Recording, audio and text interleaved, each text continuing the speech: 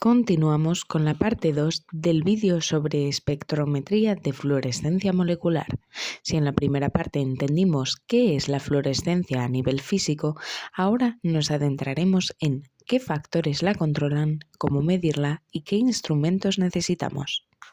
No todas las moléculas brillan con la misma intensidad. Para medir la eficiencia de este proceso usamos el rendimiento cuántico. Es básicamente el ratio entre los fotones que la molécula emite y los que absorbió. Su valor oscila entre 0 y 1. Cuanto más cerca de 1, más fluorescente es la sustancia. ¿De qué depende este valor?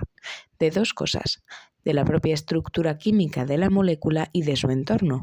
Para ser un buen fluoróforo, la molécula debe de ser capaz de absorber radiación, generalmente a través de transiciones pi a pi antienlazante.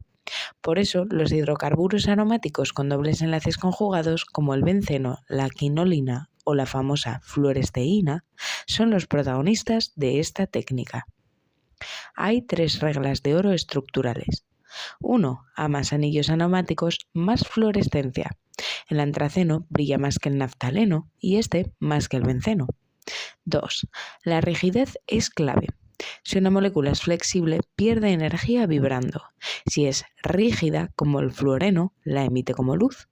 Un ejemplo analítico es el rojo de alizarina R. No es fluorescente por sí solo, pero cuando atrapa un ion aluminio se vuelve rígido y empieza a emitir luz intensa. 3. Los sustituyentes importan. Grupos dadores de electrones como NH2 o OH aumentan la intensidad. En cambio, los grupos aceptores como COOH o NO2 la apagan. Ojo con los halógenos. El yodo o el bromo provocan el efecto del átomo pesado, que desvía la energía hacia la fosforescencia, disminuyendo la fluorescencia. La fluorescencia es muy sensible al medio ambiente. Si subimos la temperatura, las moléculas chocan más y la intensidad baja. Si el disolvente es viscoso, la intensidad sube porque hay menos choques. La polaridad del disolvente también juega un papel fascinante. Al excitarse, la molécula pasa por un estado inestable llamado Franck-Condon. El disolvente tarda un instante en reorientarse para estabilizarla. En disolventes muy polares, esta estabilización es mayor, lo que reduce el salto energético y hace que la luz emitida se desplace hacia longitudes de onda más largas, el llamado desplazamiento hacia el rojo. El pH es otro factor crítico. Al cambiar el pH, alteramos el número de formas resonantes de la molécula. Por ejemplo, en el indol o la anilina, una mayor estabilidad en el estado excitado se traduce en una emisión a mayor longitud de onda. Veamos el caso del fenol. A pH 7 emite una longitud de onda, pero a pH 12, cuando se convierte en ion fenolato, el espectro se desplaza significativamente. Pero no todo es sumar. Existe el quenching o desactivación. Ocurre cuando otras sustancias en el disolvente le roban la energía a nuestra molécula excitada antes de que pueda emitir luz. Esto se mide con la ecuación de Stern-Bolmer. Si hay muchos desactivadores, como átomos pesados en el disolvente, la intensidad cae drásticamente. El oxígeno disuelto es el enemigo número 1 de la fluorescencia.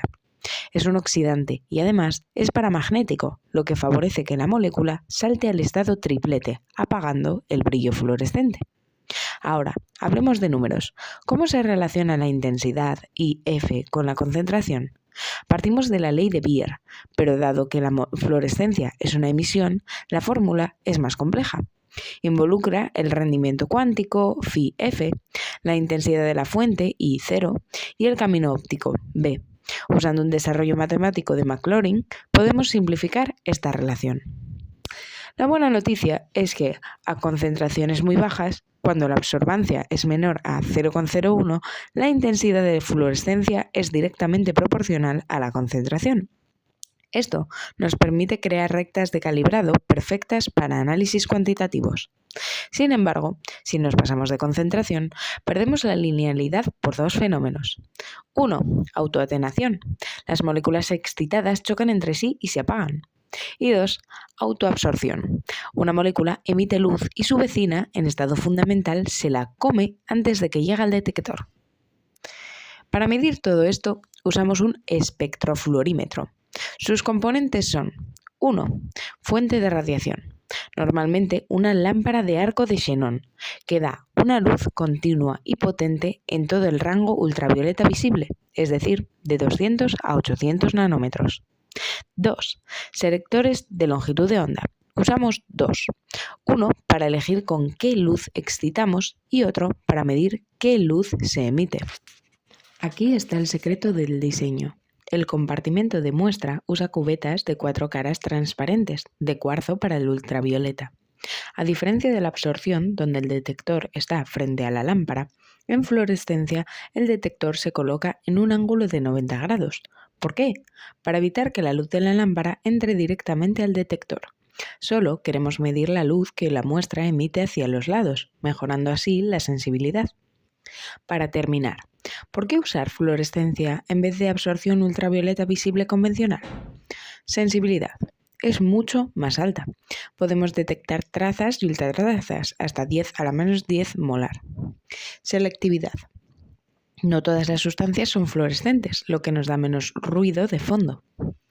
Aunque es una técnica un poco más compleja de manejar y su campo de aplicación es más limitado, ya que no todo brilla, su capacidad para detectar cantidades minúsculas la hace indispensable en análisis clínico y medioambiental. Ahora nos centraremos en las aplicaciones. Veremos cómo esta técnica se utiliza tanto en el análisis cualitativo como en el cuantitativo, abarcando desde el control ambiental hasta las ciencias biológicas. Comenzamos con las aplicaciones cualitativas, es decir, aquellas orientadas a identificar qué sustancias están presentes en una muestra. La fluorescencia es excelente para esto debido a la especificidad de sus espectros. Un ejemplo práctico es la identificación de la presencia de hidrocarburos aromáticos policíclicos, HAP, en aguas residuales después de un proceso de depuración. En el gráfico de la izquierda observamos las diferencias entre el espectro del agua residual, la curva A, y el del efluente ya tratado, la curva B. En el gráfico de la derecha se utiliza una técnica de ajuste espectral, Fitting Spectrum, para identificar las señales características de compuestos específicos, como el antraceno y el fenantreno, confirmando la pureza o contaminación del agua. Por otro lado, la inmunofluorescencia es una técnica de análisis que combina la especificidad de los anticuerpos con la sensibilidad de la fluorescencia para localizar o cuantificar moléculas o antígenos específicos dentro de una célula o tejido.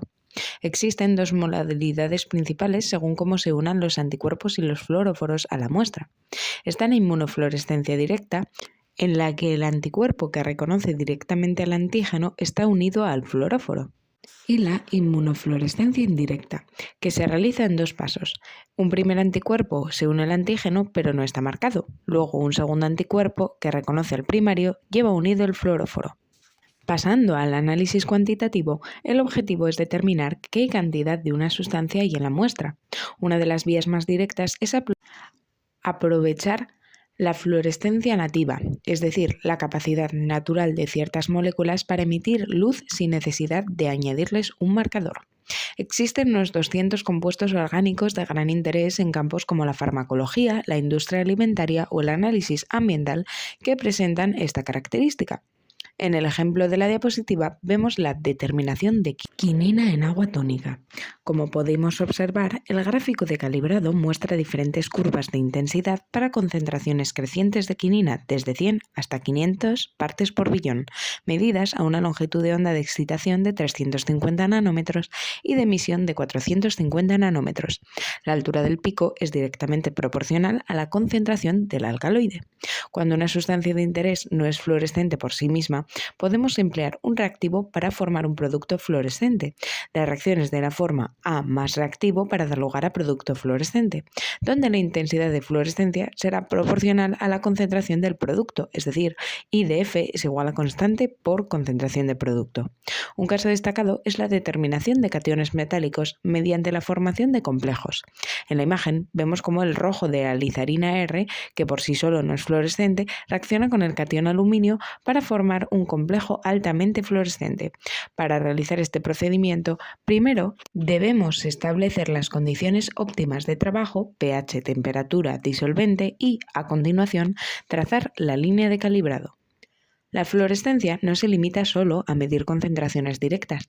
Existen otras aplicaciones cuantitativas muy útiles en el laboratorio, como estudios de equilibrios en disolución, permite determinar estequiometrías y constantes de equilibrio, métodos cinéticos de análisis, mide la velocidad de una reacción química a través de los cambios en la señal de fluorescencia, fluoroinmunoensayos, como hemos hablado antes, que utilizan anticuerpos marcados con fluoróforos para detectar antígenos específicos, como se muestra en los esquemas de ensayo directo e indirecto, y sistemas de detección. Actúa como un detector sumamente sensible en técnicas de separación como la cromatografía líquida y la electroforesis capilar. Una de las aplicaciones más avanzadas de estas técnicas de detección es la citometría de flujo. Esta técnica permite analizar miles de células por segundo y medir sus propiedades físicas y químicas. En el marcaje fluorescente podemos utilizar uno o varios fluoróforos que se unen a componentes celulares específicos. El láser del citómetro excita estas partículas y los detectores recogen la luz emitida, separándola mediante filtros hacia distintos canales.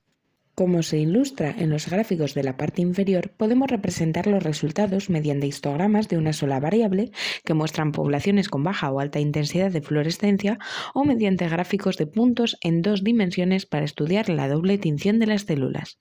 Con esto concluimos nuestro tema dedicado a la espectrometría de fluorescencia molecular y sus aplicaciones. Esperamos que estos vídeos os hayan resultado de gran utilidad.